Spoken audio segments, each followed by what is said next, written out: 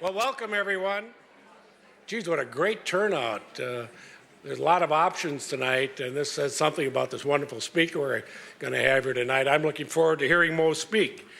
I'm Dave Metzen, and I've been on the Board of Regents since 1997. And I've been in education for 35 years. And this is an honor and a privilege for me to be here today to kind of say a few words to kick this thing off. When Mary Jo Kane called me up and asked me if I would do this, I said I would be honored, and I was. But then I thought back about 2 months earlier, somebody called me up and they said, Regent Metzen, would you be willing to speak to our group? And I said, yeah, I'd be honored. He said, oh, thank God, I've asked 7 other people and they all turned me down, so that's good. For some of you, and I look out here, most of you were not even born when I started being assistant superintendent and superintendent, and that was in 1976. And a lot has happened, and I know now why I should spend a few minutes talking about the Tucker Center. This is a very, very special place in the University of Minnesota. I've had the privilege of meeting Dorothy Tucker a few times. She started the center in 1994. She's a graduate of the University of Minnesota in 1946. She was very, very generous to us in getting the center started. The Tucker Center remains the only university-based interdisciplinary research center devoted to research, education, and outreach for girls and women in sports and physical activity. The last 3 decades have been unbelievable in the participation of women in sports. But the scientific study behind that, this landmark legislation, was lagging far behind, and that's where the Tucker Center came in. We needed a place in higher education that would devote leadership and promote the scientific interdisciplinary approach in the study of women in sports. From exercise science, to social and psychological need for women. The Tucker Center is that place, and the only place in the United States doing that. The center not only seeks knowledge and information on this important topic, but is also recruiting the best and the bright, not only to work here, but to be our students. As we all know, for decades, women were denied the opportunity to participate in sports. And those who did participate were stigmatized by being a participant. But to the wake, because of Title IX, that has changed in many, many communities. And now, hopefully, everyone is taking for granted that the playing field is level.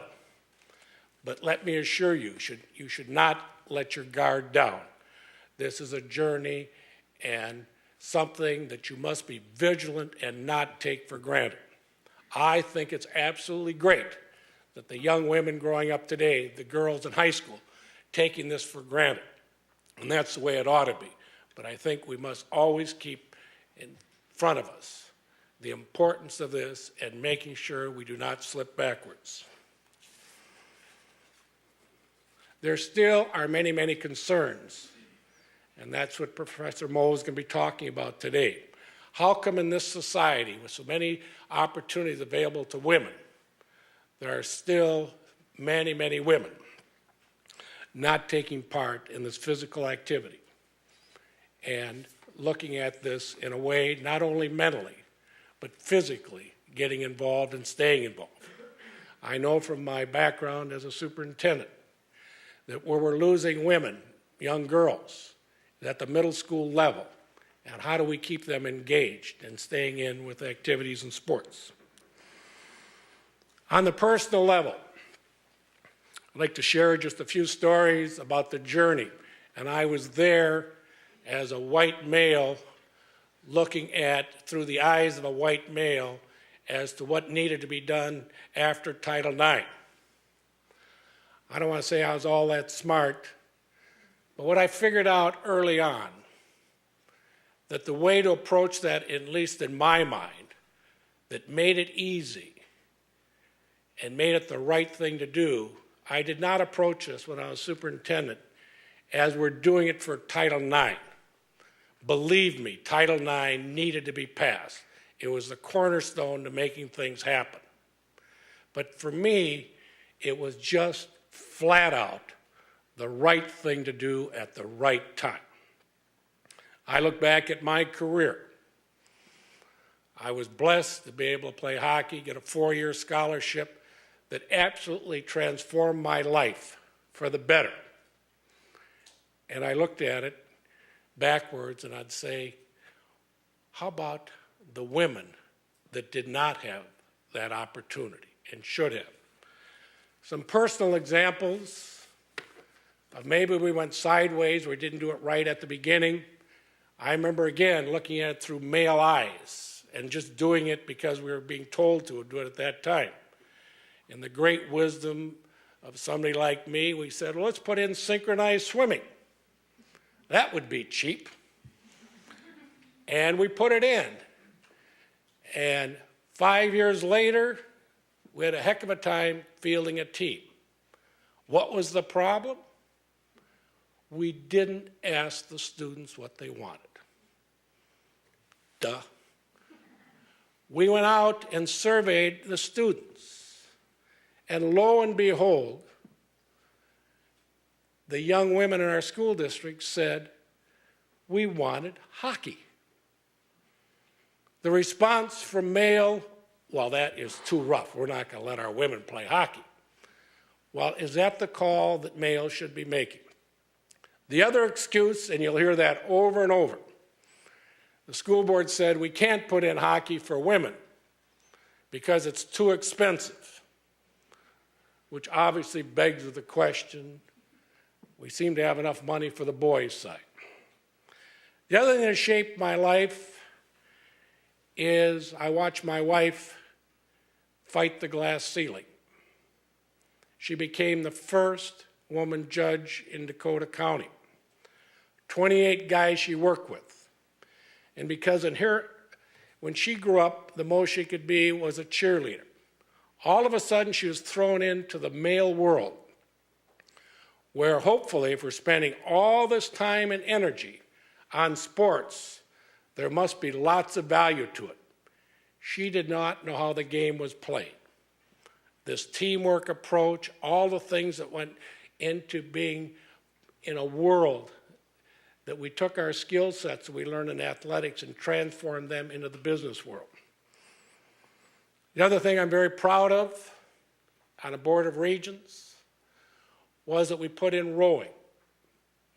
Again, it was the right thing to do. And I remember that we were sitting here and we're getting all kinds of pressure not to put in a rowing facility. Why should we put it in? Again, it was the right thing to do. We made a commitment when we hired the rowing coach. We'd build her a facility. Yes, it was $4.5 million. But we made a commitment, no different we do on the boys' side or the men's side. It should have been done. And I just noticed Kathleen Ritter sitting over here. When I talked about girls' hockey or women's hockey, there was only one man or guy that called me up and supported that decision in South St. Paul. And that was her husband, Bob Ritter. Where's Kathleen Ritter? Would you stand up? What a neat supporter of the University of Minnesota.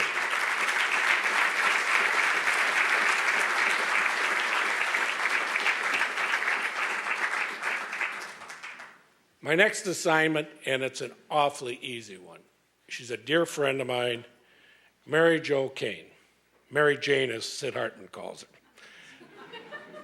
I'm trying to figure out this purple outfit now. You're jumping on the bandwagon. We know that Notre Dame is 1-6, and you love Notre Dame. The Gophers are about the same. So is that purple because of? Go Vikings, all right. I will say, if you've been involved with the Tucker Center at all, besides Dorothy Tucker giving us the money, the next key person to make it go is Mary Jo King. Her vision, her leadership has been so inspiring. She's a full professor in the School of Kinesiology, as well as the first and only director of the Tucker Center, which makes you the best and also the worst director, the way I got to figure it. She received her PhD in 1985, you're 12 years old, from the University of Illinois. She's internationally recognized and published in all kinds of journals about stereotyping women in athletics.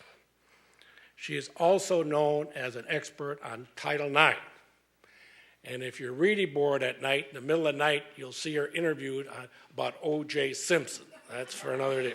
How they ever made that leap, I'll never know. In 1996, Professor Kane was awarded the Distinguished Professorship related to women in sports, the Dorothy McNeil Tucker Chair for Women, Sports, and Science. Professor Kane recently was elected by her peers, which is obviously the most important group that you can be elected by, as a fellow in the American Academy of Kinesiology, the highest honor in her field. She was inducted into that academy in 2004. Also in 2004, Professor Kane received the Scholar of the Year Award for Women in Sports Foundation. This award is given to a researcher who has made the most significant research and contribution to women in sports. What I like about those in 2004, that's the year we had the salary freeze too, so you couldn't parlay both of those into a big raise. So the timing was perfect. Mary Jo is a friend, a gifted scholar with a passionate commitment to advancing the mission of the Tucker Center, a mission that is vitally important to millions of girls and women in the future of our society. Those are kind of my prepared remarks, but I would like to also talk from my heart about my friend Mary Jo Kane. As I said earlier, Sid Hartman used to call her Mary Jane, and that's when she was. He couldn't for the life of him figure out how we could have a woman looking for an athletic director. My God, what's going wrong with society? Mary Jo Kane is passionate. And I would challenge all of you to find something in your life that you're passionate about. You'll never have to work another day in your life if you find something you love doing. Mary Jo is passionate about the Tucker Center, but I can tell you she's passionate about the whole university. I always say to President Brunix that he is Mary Jo Kane's assistant. Mary Jo, when the president has something that he wants to bounce off a key faculty member, Mary Jo Kane is the one he calls, and I know that. She has a vision. You can have passion, but if you don't have a vision, you can't make it happen. She has a vision for the Tucker Center. She has a vision for this university. Mary Jo has another element that's gone into this journey and why it's so important to have her leading this effort in women in sports and the Tucker Center. She has courage and she has guts. She stood up to a lot of people and looked them in the eye and said this is the right thing to do whether you like it or not.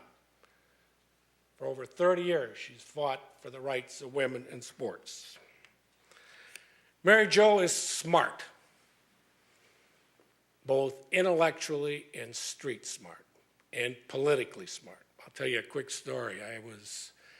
She'd come up to me when I was chairing the board, and she said, Dave, you're the greatest regent. You're just fabulous. Of course, I just sucked that all in and thought it was true. And God, I went down the hall, and I won't name this regent, but at best it was kind of D-. And she, you're the greatest regent so-and-so. And I said, where do I fit in all this, Mary Jo? Well, you're all great.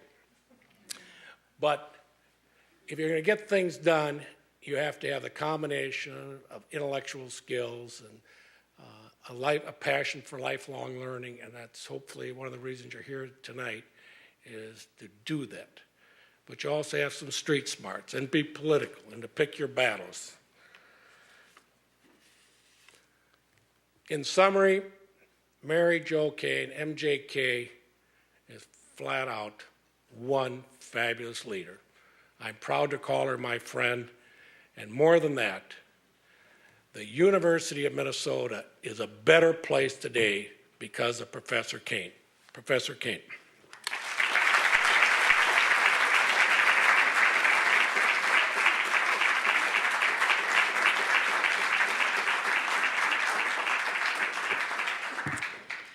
Thank you, Regent Metzen. I've never had quite an introduction like that, so thank you. And he is the greatest.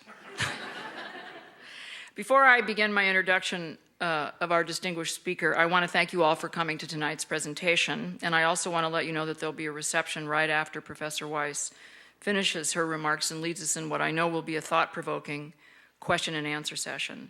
And if you haven't already done so, please check out the Tucker Center materials we have outside on at the tables, and please sign up to get on our mailing list.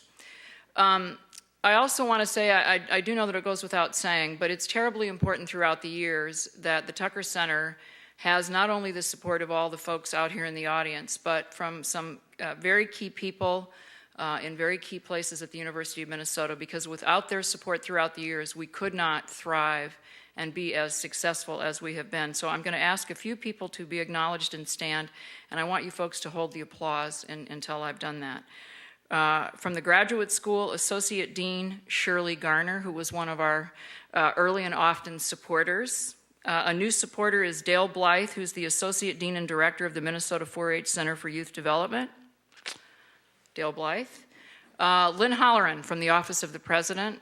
President Brunix could not be here tonight because he's in Rochester. Jerry Fisher was supposed to be here. I don't know if he is here, but he is the President and Chief Executive Officer of the University of Minnesota Foundation. Professor Bob Surfas, who is the Associate Director of the School of Kinesiology. And obviously, Regent Dave Metzen, he did more than play hockey. He's actually in the Minnesota Hockey Hall of Fame, and he also received his doctoral degree from the College of Education and Human Development. So how about a warm round of applause for those supporters?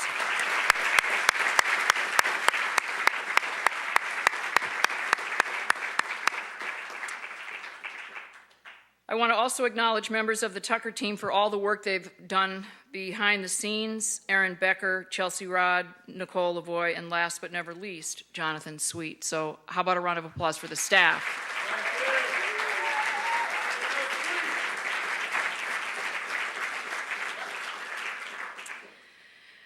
The Tucker Center has a threefold mission: to conduct research on the impact of sport in the lives of girls and women, to provide first-rate educational opportunities for our students, and to engage in community outreach and public service. Our Distinguished Lecture Series allows us to bring all parts of that mission together by inviting nationally known scholars and educators who can share the latest information and highlight the most significant issues on how sport and physical activity make a difference in the lives of girls and women, their families, and their communities. I can think of few areas more important to examine than how involvement in sport and physical activity impact young girls, from the notions they have of themselves to laying a foundation for lifelong and healthy physical participation. In February of 1995, the Tucker Center launched this Distinguished Lecture Series. Our inaugural speaker was none other than Professor Maureen Weiss. She was introduced by the then dean of our college, none other than a guy named Bob Brunix. I remember sitting next to President Brunix that night, and after Mo finished her presentation, he turned to me and he said, "We need to bring her here to Minnesota. She is exactly the kind of scholar we want." Now, at the time, I turned to a colleague of mine, another very well-known sports psychologist, Professor Diane Weiss-Bjornstall, who was in the audience. Where are you, Diane? Stand up. Diane, who's a Minnesotan and doesn't like to stand up and be recognized, it's hard for you all. Anyway, Diane knows Mo because Diane had done her doctoral work under Mo Weiss and was well-trained, and anyway, she knew Mo well, and she turned to me and she said, "We have no chance." And I said, "Why not?" And she said, "Because Mo's from Southern California, she hates the cold. Never get her." Fast forward to 12 years later. I'm now the department chair in the School of Kinesiology, and we have an opportunity to go out and hire a faculty member in developmental sports psychology, and we want not to be among the top 3, but to get the very best developmental sports psychologist in the world, and that happens to be Mo Weiss. So I turned to Diane Weiss-Bjornstad, and I say, "What do you think?" And she said, "Well, Mary Jo, she hasn't had a winter conversion, you know. She still hates the cold." However, we have tunnels, and we have skyways, and we have long winter breaks at universities. We also, unfortunately, have global warming. So that's why it's 56 degrees in the middle of October. She's also a baseball fanatic, and we have the Metrodome. And we can have it be our little secret that we're going to build an outdoor stadium, but don't tell her. I'm happy to report that at long last, Professor Weiss is now a full-fledged member of the faculty of the School of Kinesiology, and we therefore thought it was most fitting that she give the fall 2007 Distinguished Lecture. Professor Weiss comes to the University of Minnesota from the University of Virginia. In addition to her faculty position in our department, she holds an appointment as an adjunct professor in the Institute of Child Development, and they too are the #1 institute in the world in the area of child development. And I have to say that even though our faculty have a particular charm, without the help and the support and the equal charm of the faculty at ICD, I don't think that Mo would be here. And so I want to acknowledge the support of Ann Maston and Maria Serra, who are fabulous faculty who did yeoman's work in helping us recruit Mo Weiss. So thank you to both of you. How about a round of applause?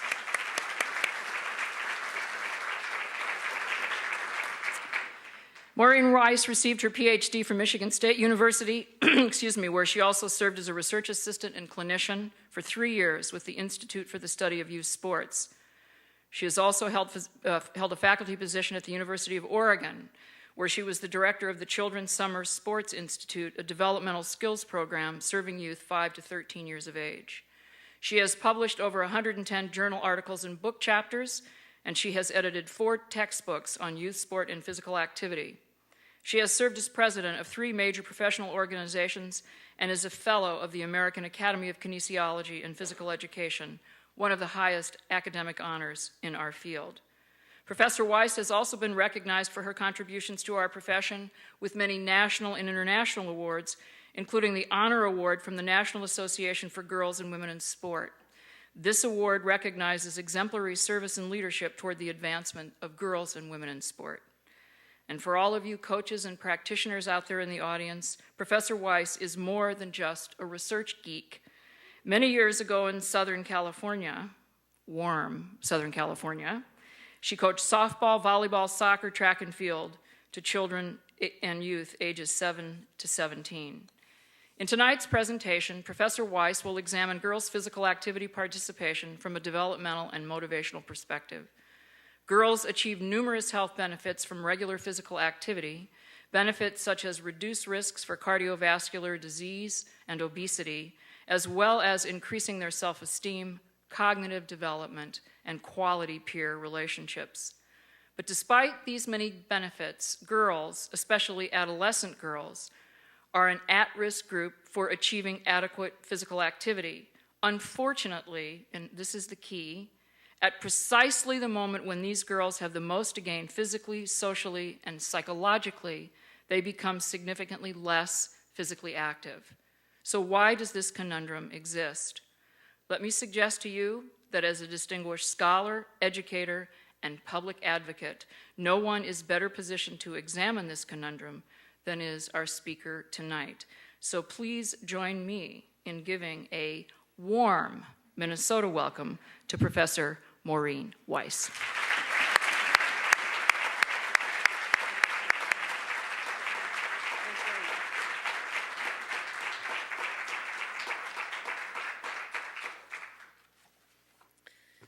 Thank you, Mary Jo, for such a gracious introduction and for inviting me back for an encore presentation after actually nearly 13 years. On February 1st, 1995, I recall it was about 70 degrees colder when I arrived in Minneapolis, so thank you for the very warm weather here today. I'm honored to be selected as the Tucker Center Distinguished Lecturer, and I'm so pleased to see so many of you here on the same evening that Maya Angelou and Ann Padgett are also giving speeches in other parts of the Twin Cities, so thank you very much for coming. Tonight, as Mary Jo has said, I want to talk about a very important and timely topic, that is preserving the healthy minds and healthy bodies of our girls, especially as they journey into adolescence and adulthood.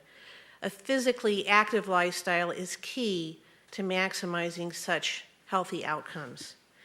I don't know about you, but when I was a teenager, I lived to play. I couldn't wait to get my homework done in record time so I could go outside in the warm Southern California air and ride my bike, shoot hoops, cruise on my skateboard, and stayed out till late evening until our mom called us in for dinner.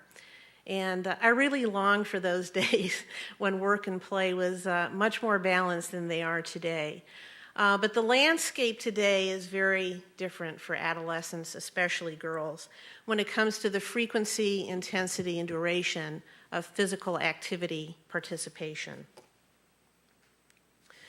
Several reports have shown that only 50% of 12 to 21-year-olds participate regularly in vigorous physical activity.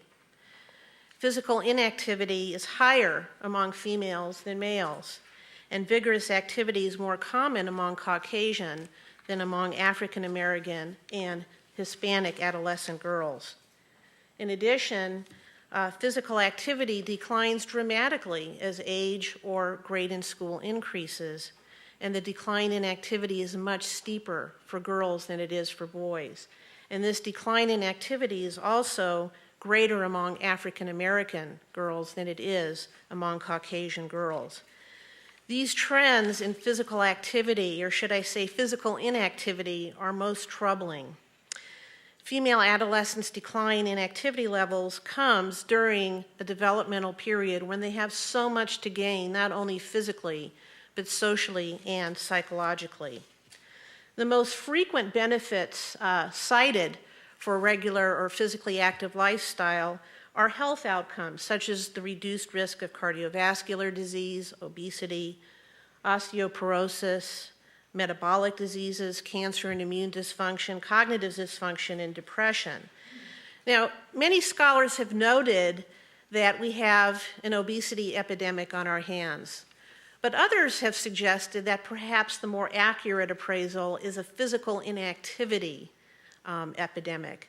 In other words, physical inactivity is the major cause for which obesity is one of the major unhealthy consequences, and with obesity comes other health concerns such as type 2 diabetes, as well as things as social exclusion and low self-esteem.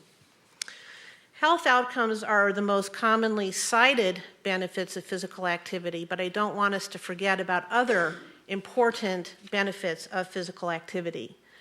For example, when children and adolescents are committed to regular physical activity, development of lifelong motor and sport-specific skills is maximized.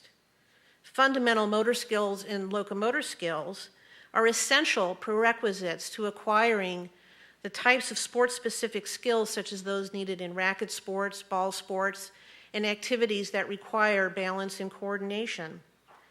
Life skills are a hot commodity, and when Regent Metzen talked about being transformed as a result of being in hockey, this is the kind of thing that's near and dear to my heart as well.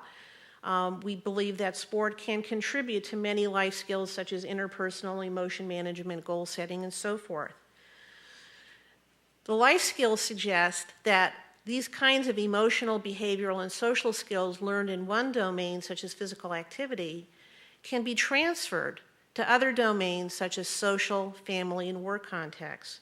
And many studies have shown definitively that physical activity contexts, such as organized sport and outdoor recreation, are excellent contexts for developing such skills. And let's not forget developmental outcomes, such as increased confidence, self-esteem, moral issues such as respect, responsibility, and compassion, self-regulation, and perseverance. In sum, being physically active means that one is afforded many health, skill, and developmental benefits. So, the declining physical activity levels among adolescent females is a conundrum. If the benefits of physical activity are so positive, why do adolescent girls participate less frequently, less intensely, and for less duration than they did when they were younger? So the purpose of my presentation today is to integrate knowledge about physical activity from multiple disciplinary perspectives to solve the conundrum of girls' inactivity. Synthesizing knowledge from multiple perspectives, which is a goal of the Tucker Center research as well, has the potential to yield an inclusive picture of understanding, explaining, and modifying physical activity in girls so that we can maximize building healthy minds and healthy bodies. So I'm going to be integrating what we know about physical activity from several different fields, including developmental sports psychology, which specifically looks at the unique age-related needs and motivations. Sociology of sport, which is near and dear to Mary Jo's heart, in terms of taking the focus on gender and other societal issues like social class and race and ethnicity. Pediatric exercise science, which has looked at the epidemiology and physiological factors, motor development and learning, and public health, among other areas. So I'm going to be synthesizing a great deal of knowledge tonight.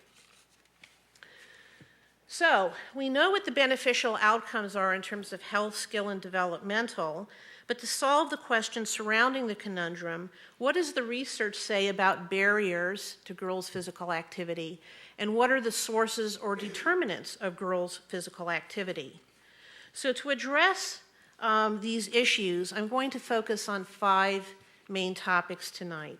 First, I would like to define the context of physical activity in terms of its multiple dimensions, and also just share with you what the guidelines are for sufficient physical activity for children and adolescents. And then cover a bit about what are the consistent barriers that are found for adolescent girls. Third, what are the sources of variation in physical activity behavior change, or what are the determinants of physical activity behavior?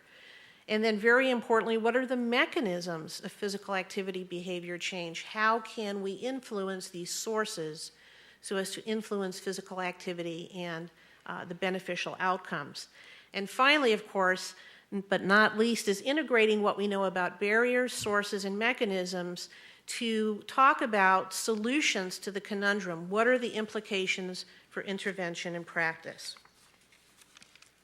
So let's start our journey and talk a little bit about physical activity contexts. So physical activity is really an umbrella term that should include multiple dimensions or forms. And some of these dimensions include organized sport, school physical education, recreational activities, motor skill development, dance, recess, and active transport such as walking or biking to school. In fact, October is International Walk to School Month, where kids and parents and teachers are encouraged to walk or bike to school to highlight the importance of physical activity and, of course, preserving the environment. The take-home message is that all of these forms of physical activity are important to consider from a developmental perspective, one that takes into consideration age-appropriate needs, motivations, and capabilities. The importance of being inclusive of context and physical activity behaviors comes from guidelines for levels of physical activity.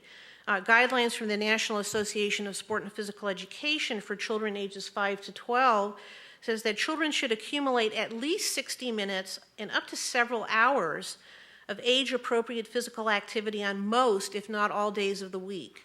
And Corbin et al. Go on to say that without bouts of activity, such as physical education, recess, or sports, children are unlikely to meet these activity guidelines. So this is an inclusive look at physical activity. Similarly, for adolescents, the guidelines say that they should be physically active daily for at least 30 minutes, and some say at least 60 minutes, as part of play, games, sports, recreation, physical education, or planned exercise in the context of family, school, and community activities. So you can see that the brunt is on all of us in the schools and in the communities and in neighborhoods and families to help promote physical activity. So let's take a look at the next topic then, barriers to adolescent girls' physical activity participation. Such information on barriers can inform us about why some girls decide to be physically active while others don't. And consistent with my focus, it is crucial to take into consideration gender and developmental issues when we're talking about the specific population of adolescent girls. I want to start with an innovative study by Coakley and White in 1992 that drew many of these concepts together. And this study was grounded in a sociological approach, but has shed much light on some of the barriers of girls' activity. They interviewed 60 adolescents to try to uncover the factors related to their decisions to be physically active or not. And in addition to interviewing both girls and boys, you can see that they also interviewed both participants as well as non-participants, and as well as individuals of varying social class. Now, although the study did not focus on gender to begin with, the responses to the interview questions clearly related to gender. Responses were categorized into 5 themes with regard to decisions to be physically active. The first theme is that these adolescents made decisions related to their concerns about their transition to adulthood. And interestingly, boys were more likely to see being physically active as compatible with their self-definition of manhood or transitioning from boys to men than were girls seeing it compatible from going from girls to women. The second finding was that decisions were related to concerns about personal competence and autonomy in participating. And girls were more likely to report lower feelings of competence about their sports skills and physical activities than boys, and also perceived that they had less choice about participating. And I'm reminded of your story about synchronized swimming. If girls don't choose to do synchronized swimming, then they're not going to be active in this case. A third theme is that decisions were related to constraints related to money, parents, and opposite-sex friends. Many of the girls talked about their parents giving them conditional permission to participate. That is, you can go out and play as long as you get back in time to set the table for dinner. Or you can go out and shoot hoops, but be sure to get back to take care of your little sister.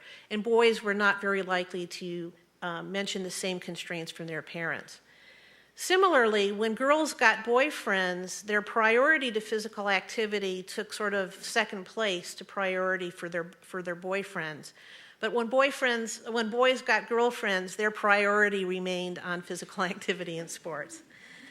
Another theme was that decisions were related to social support from same-sex friends and significant adults. When girls had a close friend in physical activity and sports, they were much more likely to continue their involvement and to be more intensely involved as well. And this was not as big an issue for boys. Certainly boys enjoyed working out with their friends, but not as big an issue. And finally, decisions were related to memories about past experiences in physical education and school sports. Now remember, these were middle school and high school age kids, and the girls recalled many negative memories about physical education, and a lot of these surrounded the locker room. And when you read this article, I could still envision the locker room in middle school and high school at a time when girls are very sensitive about physical appearance and being evaluated about their body. So a lot of girls talked about, the negative affect associated with physical education and sports for that reason, and boys were not very likely to talk about that. So tremendous insight on barriers from this study that took a broader sociological approach. Another study, also from a sociological approach, was one by Kunish et al., looking at emotional responses and motivation to participate among 11 to 12-year-old girls. And there was a focus here on the quality of peer interactions. Now, what I think is notable about this study is that they used multiple methods to try to gather as much information as possible about girls' barriers. They observed kids on the playground, they interviewed them, and they also took sociometric ratings or peer nominations. They looked at multiple contexts, not just at school, but at home in their neighborhoods. Would physical activity differ based on the context? And they also looked at different types of physical activities, physical education class, sports, and informal games. Now, collectively, the multiple methods showed that social context matters. They found that girls reported that they were teased, taunted, and called names by boys in school, physical education classes, and in sports. They reported anxiety and embarrassment in school physical activities, but not when they played in the neighborhood at home with their friends. They reported having fun doing sports and games with their friends at home, but they talked about ways of avoiding participation in physical education and sport, but did not avoid such participation in their neighborhood or home context. So I think that these are important findings too, to show that the kind of behavior that might be seen in schools might be different in a context that these girls might find more comfortable and safe with friends that support and encourage them. More recent studies have looked at racially and ethnically diverse samples to discern physical activity barriers among adolescent girls. Now, similar to Kunish et al., these researchers found that boys were a major barrier in girls' participation by making fun of their athletic skills or their participation. Now, interestingly, in these studies, boys were also mentioned as a major motivator. That is, the girls wanting to prove them wrong, show them up, or outmaneuver them, and to be better than. Girls also identified homework as a major barrier, that doing well in school was very important to them and they wanted to put in adequate time for homework, and that sometimes took away from time doing physical activity. The girls identified themselves as a major barrier by showing low interest, low motivation, or being too withdrawn to participate. And then other barriers that were mentioned, protective parents, kind of like Coakley and White found, actually lack of transportation to facilities, limited opportunities or availability of activities, and the costs associated with activities if it cost too much and wasn't in the budget. So the take-home messages from these studies are that decisions about participating in physical activity among adolescent girls entails how they view themselves and the world in which they live. Gender, social class, race, ethnicity, and context are all important in influencing girls' choices to be physically active or inactive. And so the million-dollar question is, how can these results translate to interventions and program policies? But before we get to that, we need to get to my next topic, which is sources of variation in adolescent girls' physical activity behavior. So given these barriers that I just reported from several studies, and they're fairly consistent across other studies as well, what are some of the determinants of girls' physical activity behavior? Well, a strong body of knowledge exists in developmental sports psychology on the motives or reasons why girls as well as boys participate in sport. These reasons include to develop or demonstrate physical competence, such as learning and improving skills and getting and staying in shape, to enjoy one's experiences, having choice, having variety of activities, being able to fulfill one's interests, and being challenged to achieve goals. And finally, to develop or affirm social relationships, such as being with and making friends, being accepted by one's peer group, and seeking parent and coach approval.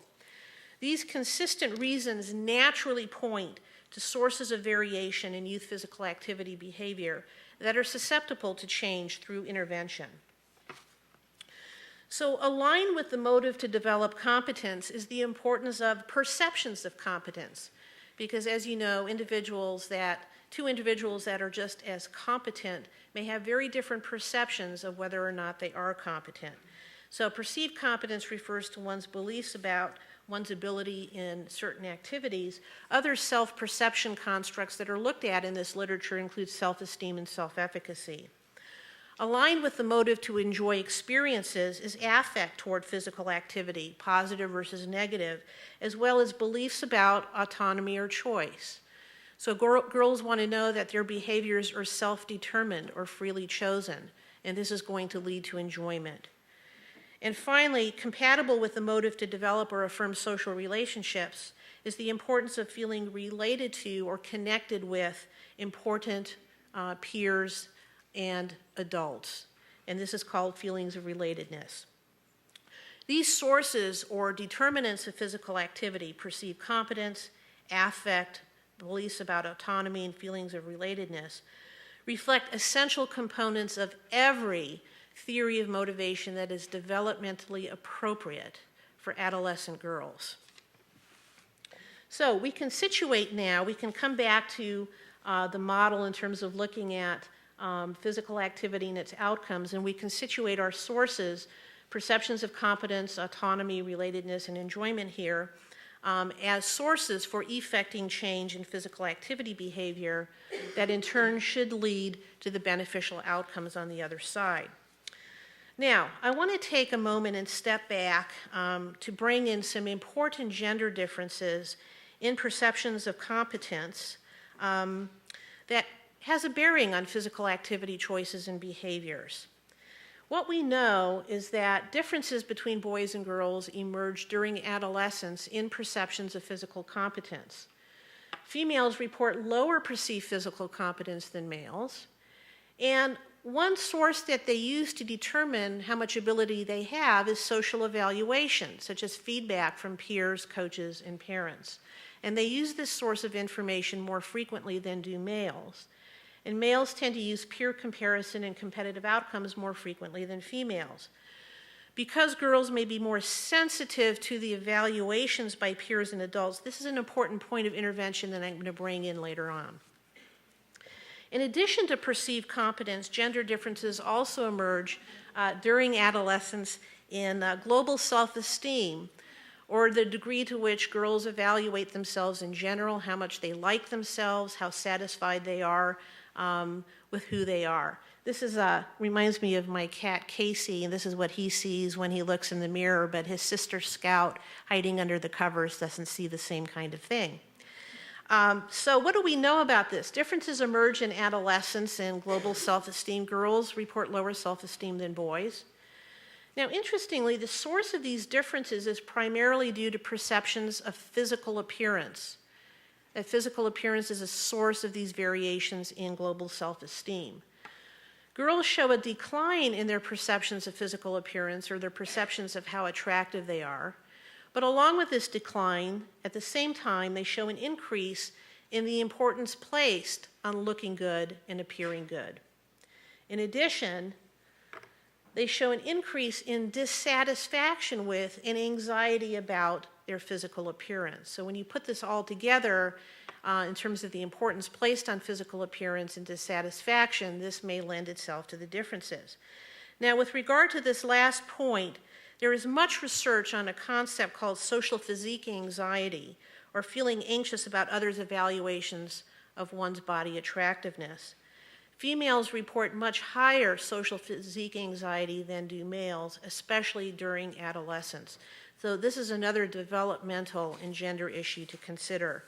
The take-home message is we need to be mindful of the potential for fluctuating self-perceptions among adolescent girls and their sensitivity to social physique anxiety that may determine their decisions about being physically active.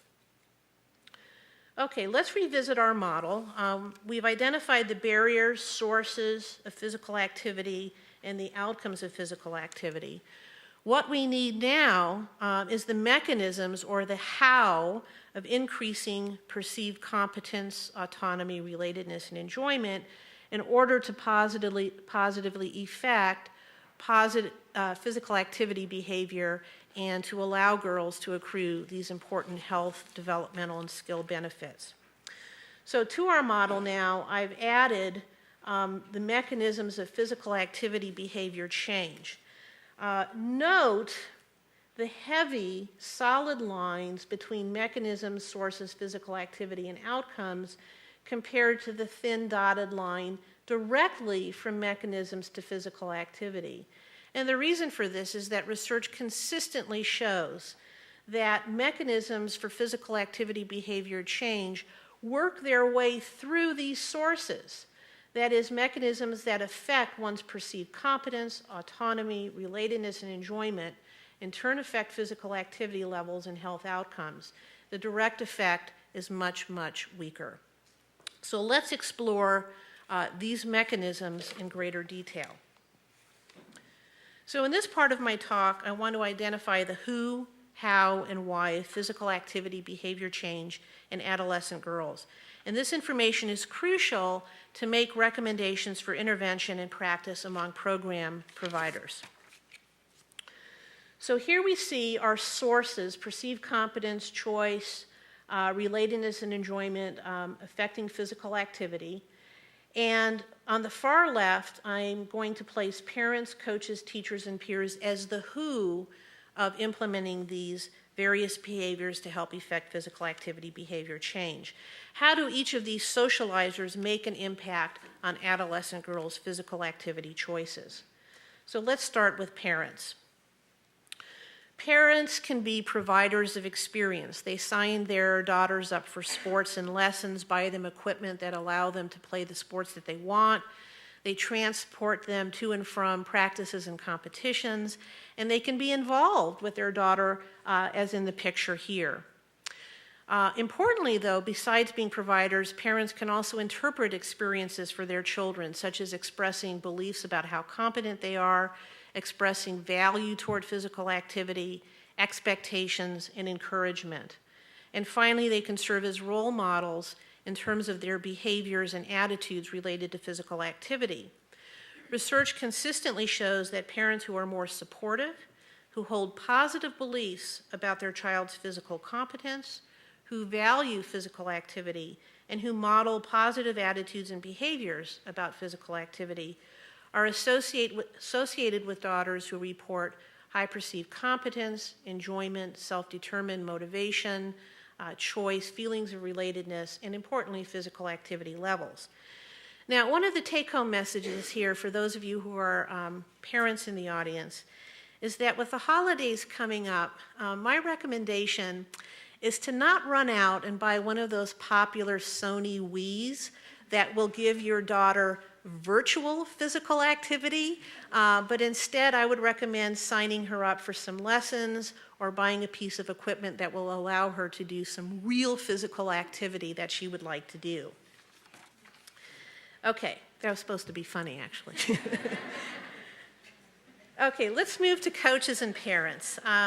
Coaches and teachers. Coaches and teachers also can affect physical activity levels and the sources through a number of behaviors. Through informational and evaluative feedback, through their leadership style. Are coaches more autonomy-supportive or more controlling in their behaviors? And what about the motivational climate? We always hear a lot about mastery and performance, but cooperative climates, especially among adolescent girls, is shown to be very effective. Research consistently shows that coaches who offer more positive reinforcement following good performances, instruction, opportunities for choice, and behaviors associated with a mastery or cooperative climate are associated with participants, again, who show higher perceived competence, a greater sense of relatedness, better beliefs about autonomy, greater self-determined motivation, and greater persistence and effort in their play that results in continued involvement in subsequent seasons and years. And finally, but not least, let's talk about mechanisms of peer influence. Peers are absolutely crucial, especially during those adolescent years, as several developmental theories specify the mechanisms by which peers influence one another. They can provide a sense of belonging and validation of worth, provide reflected appraisals and social support, express beliefs and behaviors about expectations, values, and norms, and teach through modeling of attitudes and behaviors. The two main types of peer relationships that we're interested in are peer group acceptance and friendship. Peer acceptance refers to the degree to which an adolescent girl feels that she's accepted or liked or approved of by her peer group, such as classmates and teammates, while friendship refers to a reciprocal type of relationship with qualities such as companionship, loyalty, intimacy, and similar interests. Research consistently shows that perceptions of higher group acceptance, close friendship, and positive friendship qualities are associated with higher perceived competence, sense of relatedness, greater autonomy, self-determined motivation, enjoyment, and physical activity levels. Now, a study that nicely shows this is one that was conducted by Alan Smith with 12 to 15-year-old girls and boys. And he specifically chose this age group because of the influence of peers during this age period and because this age range marks the beginning of the decline in physical activity. So he assessed close friendship, peer acceptance, psychosocial variables in terms of self-worth, affect, and motivation, and actual physical activity levels. To communicate his findings, I've built a little model to walk ourselves through. And one of the things that he found that close friendship was directly related to positive affect toward physical activity. So adolescents who felt that they had a close friendship in physical activity were more likely to report positive emotions with regard to their physical activity. On the other hand, peer acceptance was indirectly related to positive affect through feelings of physical self-worth. That is, the degree to which adolescents felt liked or approved of by their peers affected how they felt about their own physical skills, and this resulted in more or less positive affect. In addition to physical self-worth and positive affect, he found that close friendship and peer acceptance were also related to intrinsic motivation or self-determined motivation, that is, doing physical activity for the love of doing it rather than to obtain some separable goal. And finally, and most importantly, physical activity levels were affected. That is, these peer variables affected actual physical activity through their effect on physical self-worth and positive affect. So girls and boys that had a close friend in physical activity and felt greater acceptance by their peer group also reported greater physical activity levels. Now, while this model held equally well for girls and boys, the relationships among peer variables and physical activity levels were stronger for girls, which again reinforces this issue of social influence. Okay, now our model is complete. We have the mechanisms, sources, and the outcomes of physical activity. So based on our model and research evidence, collectively, how does knowledge about mechanisms, barriers, sources, and outcomes inform us about interventions to help girls initiate, maintain, and sustain their physical activity levels to be able to accrue these important developmental outcomes? So in terms of implications for intervention, recall youth participants' reasons or motives for participating in physical activity in sport. So these reasons translate to 4 key areas of intervention. I would say to develop competence, but in order to develop competence, we also need to have an effect on the important perceived competence variable. Providing opportunity for autonomy and choice in activities. Promoting positive adult and peer relationships. And maximizing enjoyment and minimizing anxiety with regard to body appearance or being able to demonstrate skills or anything like that. Now, since coming to Minnesota about 8.5 weeks ago, I've learned very quickly that Minnesotans at the university and in the community really like acronyms. A lot. In fact, every day I feel like I'm learning a whole new language. So it seemed only natural that I would take the first letter of each of these major targets of intervention and come up with an acronym of CARE, which is very appropriate given our goals to increase physical activity. So remember that, CARE, for increasing physical activity sources and outcomes. Now, in addition to interventions that are driven by the participation motives, several other areas were identified by the adolescent girls that serve as potential targets of intervention. First, we need to increase the availability of school and community facilities, both during the weekdays and weekends. So recall that adolescent girls felt that when they didn't have to travel so far and things were available, they would be more likely to be physically active. We need to ensure accessibility in terms of transportation, cost, and distance. This can be achieved through sponsorships and scholarships and maybe some work with Metro Transit in terms of being able to find transportation. We need to provide for coach training and parent education. Recall in terms of the large impact that coaches and parents can have. And with this training, what I would advocate is the training should focus on principles of child development, motor skill learning and development, and principles of training and conditioning in terms of trying to maximize physical activity enjoyment, perceived competence, as well as the health outcomes. And finally, but not least, we need to prioritize safe environments. When environments are perceived as safe, either physically or psychologically, girls are going to be more active rather than fear that they're going to be injured or embarrassed by being in an unsafe facility. So those are some key interventions based on the model that I provided.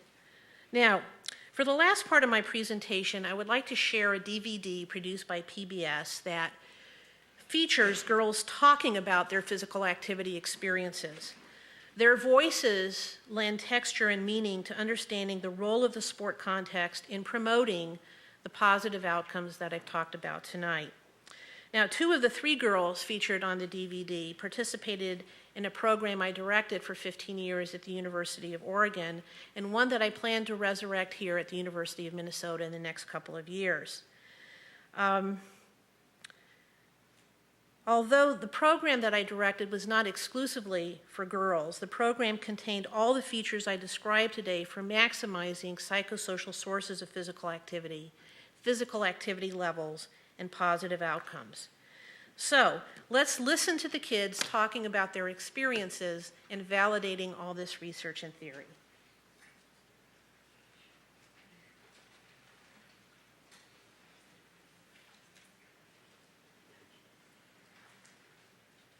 For every child in every sport, whether they're talented or not, the important goal is the same: self-confidence, self-esteem.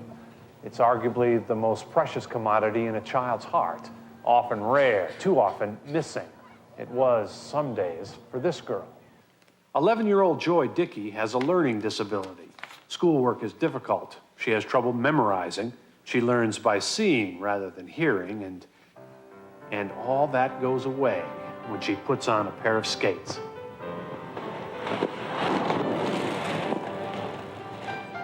In a city park in Eugene, Oregon, Joy roller skates with her older brother. Both are local and regional champions in their sport, but for Joy especially, winning, achieving something has made all the difference. See, I don't usually get too good grades in school, but I mean, the skating really brings up my confidence because, you know, without that, I'm sort of like just one of the other little kids that sits at home at school and does her homework and watches TV.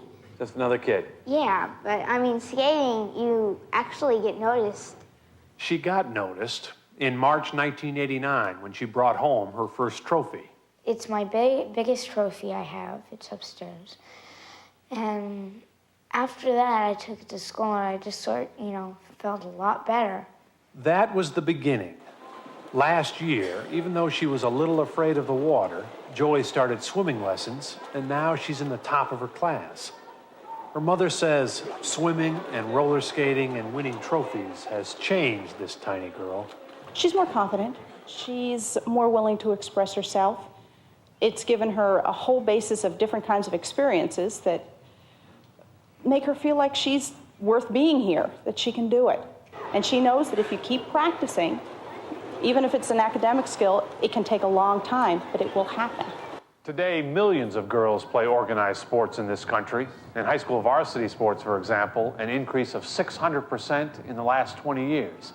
Still, what does it mean? Will these girls somehow be different than their grandmothers or their mothers because of sport? Go.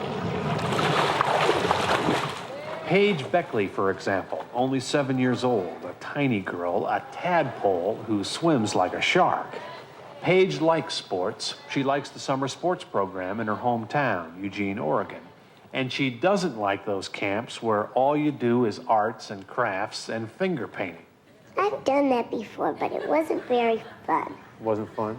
All you gotta do is put these little paints on the teeny paper and then paint a rock, and that's not very fun. This girl has too much fire and energy. She doesn't want to sit around. She needs to be moving. She rides her bike all over the neighborhood. In the backyard, she plays ball with her brothers. Already, this girl is different from her mother. Paige has a lot more confidence than I ever did when I was her age. Could a piece of that be physical self-confidence? Oh, yes, definitely. Because I found after I'd taken years of dance class, and that was later as an adult, that I had so much more confidence in myself and in my body, and I felt better. Her arms and legs will be strong, her body agile and coordinated, her sense of herself confident, capable still. When she grows up, will she be better because she was an athlete? The bar is set at 5 feet 6 inches. No one has made it yet. If 16-year-old Wendy Palmer can make this height, she will probably win. First place, senior girls, the National Junior Olympic Games.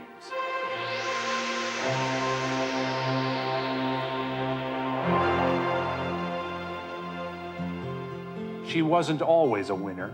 Her father said when she was little and first started running track, she would cry.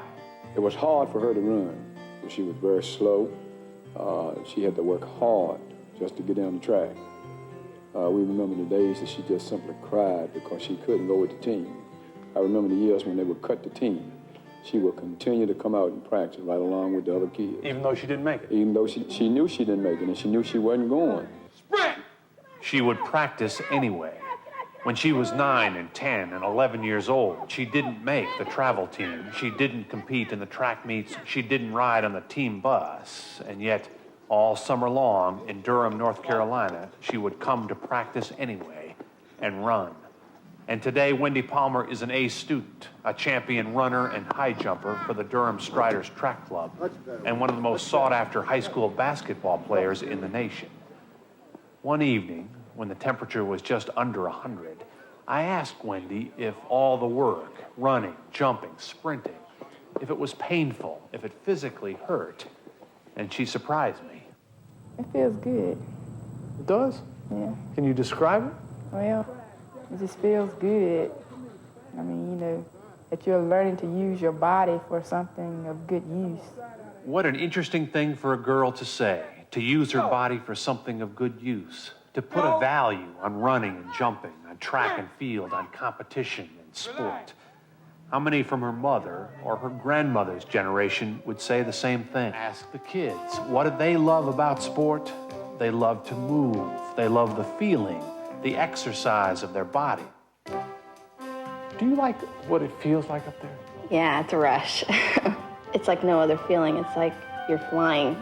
It's just me. It's not like I'm in an airplane or something. I'm just doing it all by myself. And you just get really into it, and it just feels great. It's just the best feeling. I love skating. That's like a big part of my life right now. Every time I go out there, I feel something come into my heart, and it feels like just flow onto the ice. Big gush of wind going down or something like that.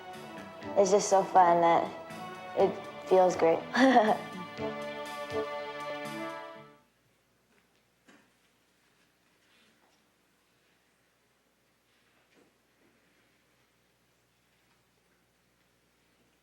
So notice that in their voices, they mention every one of those sources of physical activity behavior that I've talked about. I just love when kids' voices validate what we do in research and theory. Now, this DVD was actually made about 16 years ago. You could probably tell by Joy Dickey's roller skates in Eugene. So I thought it would be kind of neat to see where they are now and kind of track their physical activity and their other achievements. So Joy Dickey is now married, and actually we've been in touch, and this is what she looks like today. In high school, she traded in her skates for pole vault and competed in the pole vault at a time when girls were finally afforded the opportunity to do that. She went on to college and obtained a degree in education at Pacific University in Oregon, and is a K-1 teacher and has just achieved her master's degree in special education. So this is a great story. Remember that she was one that started out with a learning disability and found physical activity as a context for helping to work through that. Paige Beckley, the one that, the cute little girl that everybody laughed at. I searched around for a long time because I haven't been in touch with her, but just last week she posted a blog on the internet and I was able to download this picture. I do know that she continued her love of swimming and bike riding like we saw in the DVD, and is now an accomplished triathlete. So all that riding of her tricycle in the neighborhood and paid off. She just obtained a degree in environmental health sciences at the University of Washington with a focus on women's health. And finally, Wendy Palmer, probably a lot of people in this audience might recognize her as someone who has participated in 11 seasons of the WNBA, only one of 6 players to participate in every season that it's been. Now, remember they said she was a sought-after basketball player. She went on to play at the University of Virginia and was a 2-time All-American there. And in addition to playing in the WNBA this year, she's also been named an assistant coach at the University of Kentucky. So that's where they are now. Now, as a careful researcher, I would be very hesitant to say, or very hesitant and cautious to say, that these girls' physical activity experiences predicted their academic and career achievements. But knowing the sources, mechanisms, and outcomes of physical activity, I am very confident that their physical activity experiences played some role, perhaps a very large role, in their continued physical activity in adolescence and adulthood, and certainly their accomplishments in other domains. So, in conclusion, our goal is to turn girls on to the joy of physical activity so that they start young, as seen in these photos. And our goal is to help them maintain that involvement into adolescence and beyond into adulthood, such as in these photos. From theory and research, we know that girls want to feel competent about doing activities well. They want to have choice in what activities they do. They want to feel connected with their peers and important adults. They want available, accessible, and safe facilities. And yes, they also want to have fun. By understanding the unique needs, barriers, and motivators of adolescent girls, we can all contribute to ensuring the development of healthy minds and healthy bodies. Thank you.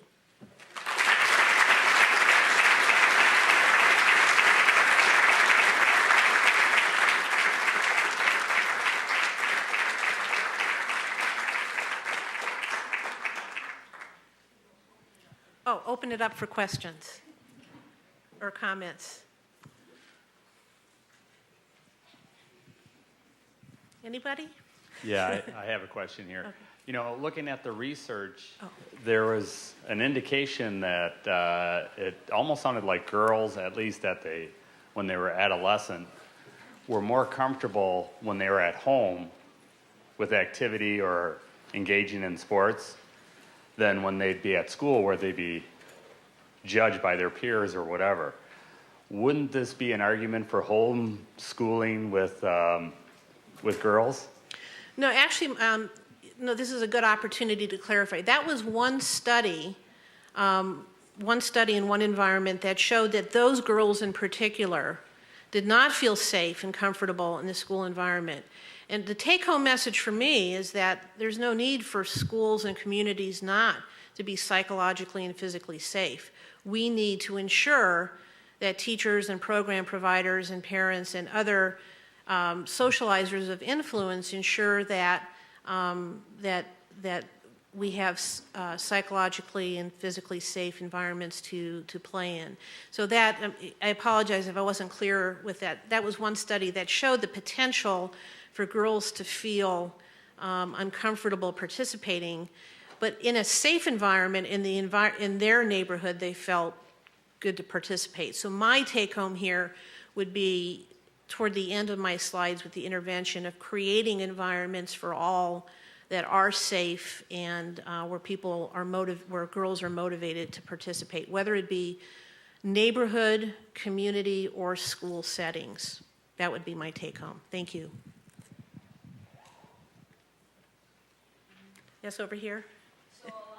Hold on, could you wait till Chelsea, I was supposed to say that, wait till Chelsea gives you the microphone. Yes, for the videotaping. So a lot of the research that we've heard about here links young girls to physical activity. The research is linked there. Has anything been done specifically linking like young girls' physical like self-esteem and whatnot to competition? Because a lot of research shows that competition can have a negative influence on self-esteem of youth. Yeah, I mean, there is. I mean, there's different types of environments. Many girls really like competitive environments, like Wendy Palmer. I mean, you can derive a great deal of self-worth and self-esteem. Other girls may prefer not to be in competitive environments, and in that case, there might be cooperative group environments or individual settings. Being in sports psychology, we get this a lot. You know, competition's bad and cooperation is good. And yet, interestingly, the term competition comes from a Latin phrase meaning to work together, which is more like cooperation. So, competition is not all bad, and, it's not all about, beating each other up and so forth. So it depends on the girl's interests and needs and her desires, because there's a lot that want that competitive environment, and it shouldn't have a negative effect on self-esteem if that's the environment that they choose to participate in. Beth?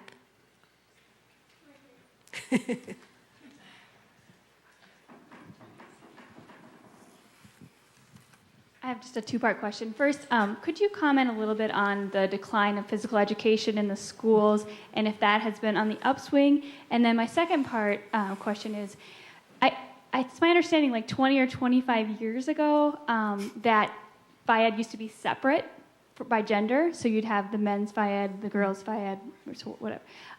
Is there any sort of research to show that that's better? Because when we do sports, we do girls together and boys together. Whereas phy-ed is together.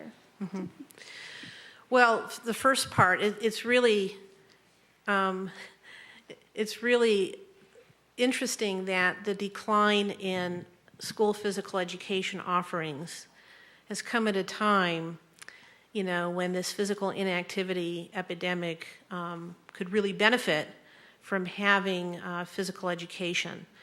And school physical education is one important context for promoting physically active lifestyles. It's not the only one. A number of recent studies by Russ Pate and his colleagues, his LEAP studies, Lifestyle Education for Activity program, has shown that girls who are enrolled in physical education are much more physically active outside of physical education classrooms than girls who are not enrolled in physical education. The sad thing is that once school physical education programs are cut, I'm not sure how easy it is to put them back in. So it's really a shame that at a time when this context could be used as a way of promoting healthy attitudes and physical activity behaviors, that there's been a lot of cuts. And I apologize, I don't know the whole situation in the state of Minnesota. I know that nationally it's pretty poor. Your second part, it's an interesting philosophical question because, there's a lot of talk about separate, not even in physical education, but, girls' schools and boys' schools and things like that. I know of a couple of studies that were done. Kathy Lerg has done a couple of studies to show that adolescent girls who are in all-girls classes tend to have higher confidence and enjoyment than in mixed classes. Boys in boys-only classes tend to have lower confidence. But there's not a lot in the physical activity area, but that is an interesting philosophical question. And I say philosophical because we all need to learn how to get along together and respect each other and show responsibility and compassion and empathy and moral development and all of that. So if you separate the boys and girls, there's not that opportunity to provide teachable moments for that. So it's an interesting point that you bring up. Thank you. This is hi, Dr. Weiss. Hi, Keith. We're so happy you're here. This is a father question. Okay. I have a 7-year-old who draws and reads Harry Potter books, and my 4-year-old can throw a wicked screwball and can switch hit already, and they're both girls. Wow. And I'm trying to figure out. My wife and I are convinced that it's genetics and it has nothing to do with anything else that's going on. My wife thinks that my little one has a lot of me in her, and we're sorry for that. But what about the genetics piece of just the fact that some like to run and some like to draw? Yeah. Well, there's certainly a genetic piece. I'm not an expert on that, but there's so many contributors to physical activity: biological, psychological, social, societal. There's so many issues. I wish I had 2 hours. We talk about cultural influences, other ethnic influences, and so forth. It'd be interesting, though, that is there any sort of peer modeling between your 4 and 7-year-old? So the 4-year-old, I don't know, it's kind of interesting in terms of they might influence one another besides just you and your wife doing that. So that'll be very interesting. And as your 4-year-old gets into school and so forth, but certainly reading is another whole issue that we need to deal with as well. So, we'll do dinner. Yeah, can't wait. Sure. A lot of times, when comparing men and women and girls and boys, and you find some differences like here with the decline of physical activity in girls, it seems to me that then the comparison was made, and so the ideal standard is the male model of sport. What do you think of that? Do you think that really is the model and the ideal way to increase physical activity and just overall, competence in women? No, when you talk about sport, organized sport or competitive sport, no, I don't think that's the way to go. When we're talking about being physically active in terms of frequency, intensity, duration of physical activity in its various forms, because those data refer to physical activity, not just sports, but doing activity in your spare time, what you do at recess. You sit around, or do you go out and jump rope and do things? And so boys are showing greater activity levels even in, just regular physical activities, not competitive sport. So that's what's troubling in terms of that. But having said that, make that comparison. But boys too, most boys are also not getting the sufficient amount of physical activity to accrue those benefits. And they show a steep decline over the ages of 12 to 18 as well. It's just that girls is steeper. So that's an excellent point. Boys are also at risk. But I was supposed to talk about girls, so.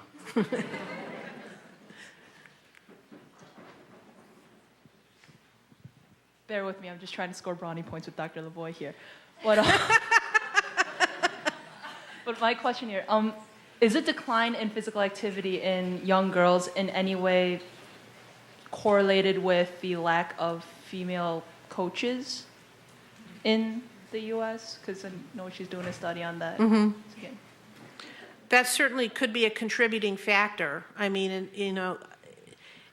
As things have gotten better for women, there are fewer coaches that are women at the high school and college levels. But yeah, certainly. And in fact, the slides I had up there of parents and coaches, modeling was one of those mechanisms, all right? So not only in terms of modeling physical activity, attitudes, and behaviors, but in terms of being able to see both male and female role models. So certainly, yeah, if you don't see, and it could be sport specific as well in terms of, you really like to do a certain sport and you don't see any females in it. But, today there's a whole lot more female role models in physical activity and sport than there were a long time ago. And the physical activity rates are much lower now. So it's interesting.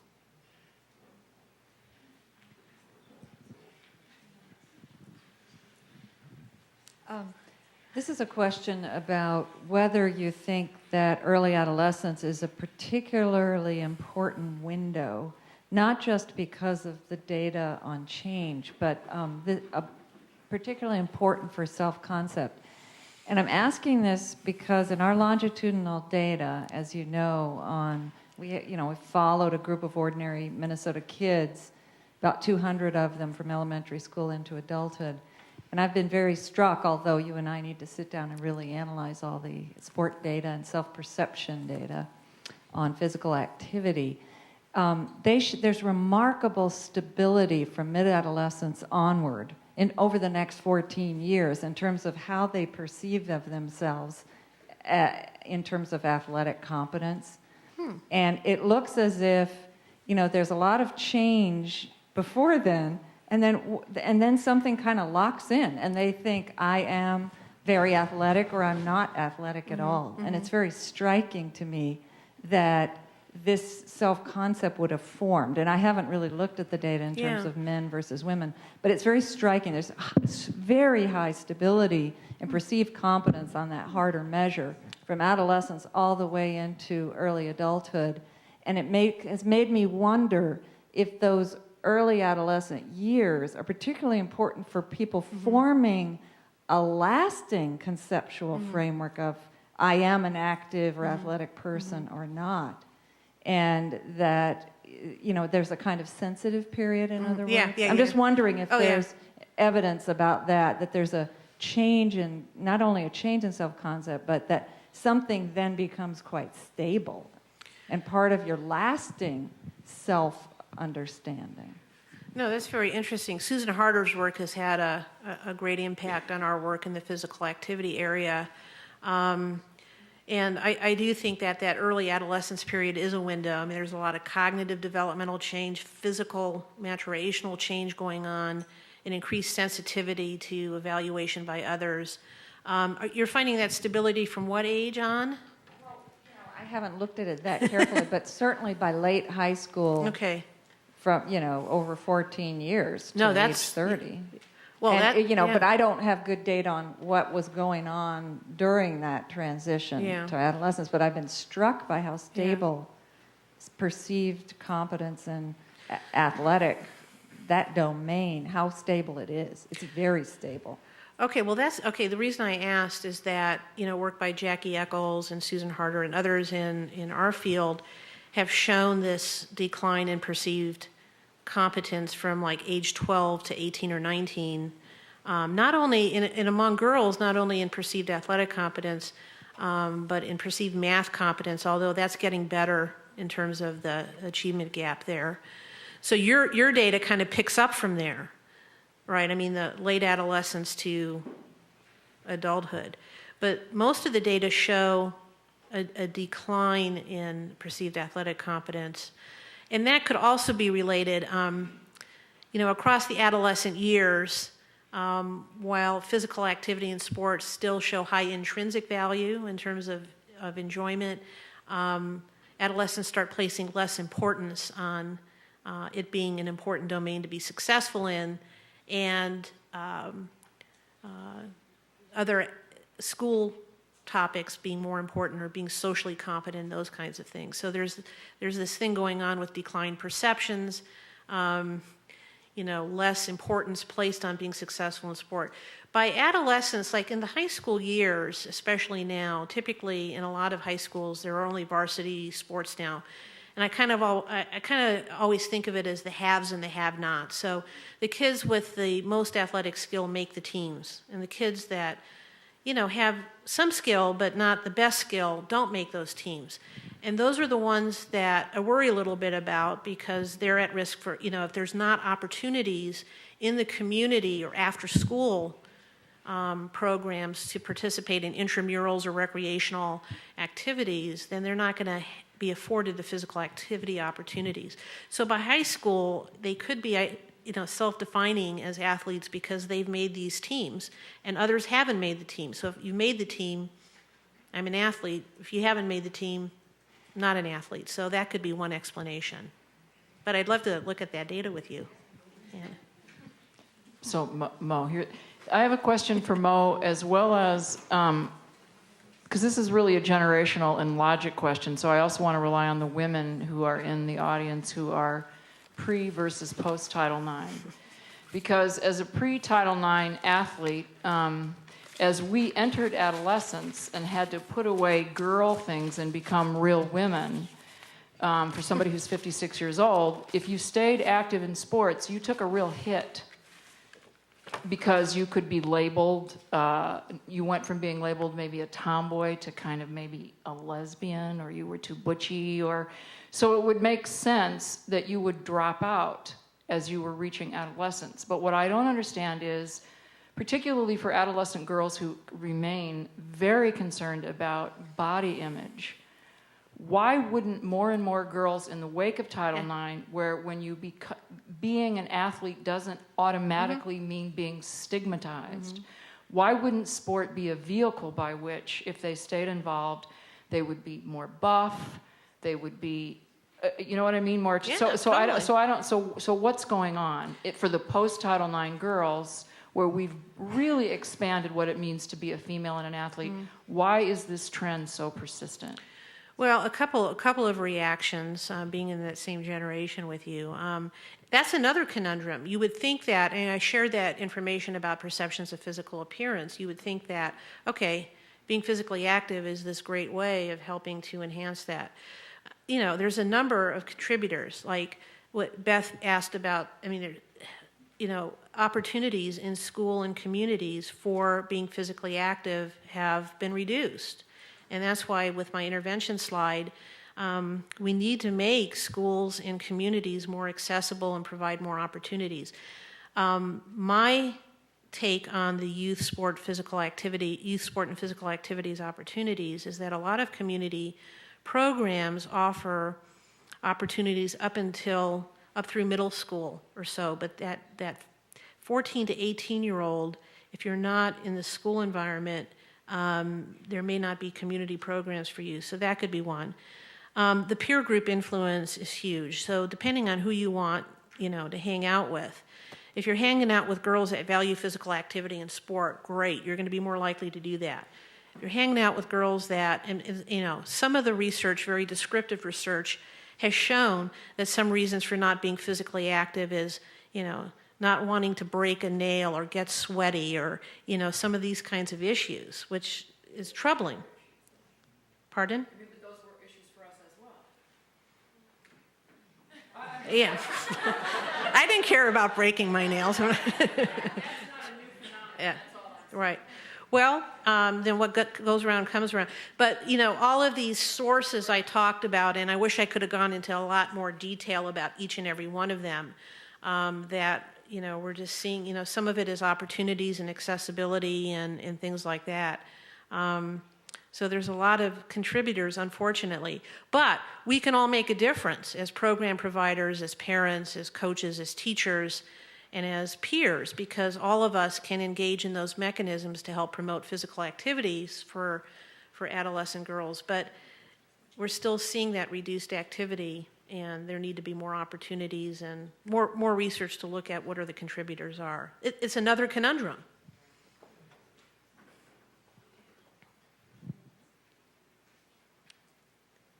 I'm curious about parental role, because when we talk about intervention, like in special education and adapted physical education, we talk about the influence that the family has on the child being active, and that, and I'm wondering we keep saying, well, if the parents will go skating with them, or if the parents will go swimming with them, but what is that your research tell you about that generation that are parents to these children in terms of their value of being physically active or their accessibility to be physical active while they're mom and wife and self and all these other roles.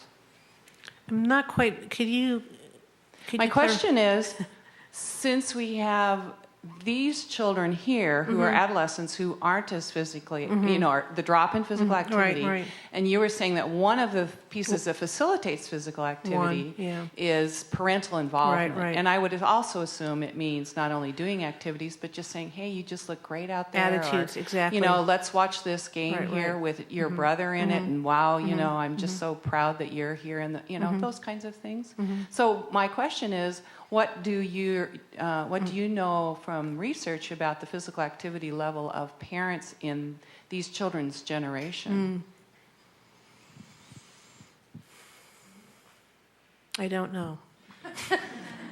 A lot of the research has looked at, there's been some research to look at parent physical activity level and how is it correlated to child physical activity level. And I find that very descriptive because I don't think it's just the parent physical activity level. I think the strongest mechanisms of parent influence are their attitudes that they convey to their children about what achievement domains are important. Is it important to be physically active as well as good at school? And I'm going to convey that belief by, paying for lessons or getting you some equipment or providing for you that way. But I don't have that data. I don't know. Sorry. Well, thanks so much, Mo. Thank you. And I want to thank everyone for coming tonight. And we'll recess into the lobby.